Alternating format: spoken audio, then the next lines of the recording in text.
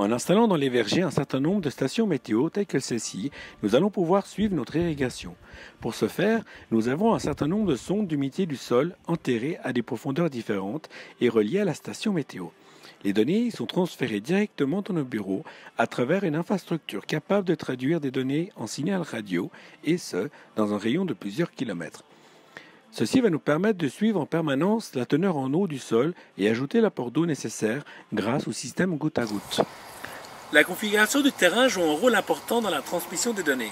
Par exemple, une colline, une forêt, la différence de dénivelé peuvent interférer dans la bonne transmission des données. Pour remédier à ce problème, il suffirait d'ajouter une passerelle supplémentaire avec les éléments qui la constituent, comme une batterie, un panneau solaire, un routeur et une carte SIM. Mais avec l'évolution de la technologie, le Raman, il est actuellement possible de créer une passerelle relais, beaucoup moins onéreuse qu'une passerelle normale. Une passerelle relais nécessite une batterie de 3000 mAh qui assure une autonomie de 5 ans. Cette étape est importante, ainsi on peut assurer une bonne transmission de données quelle que soit la configuration du terrain.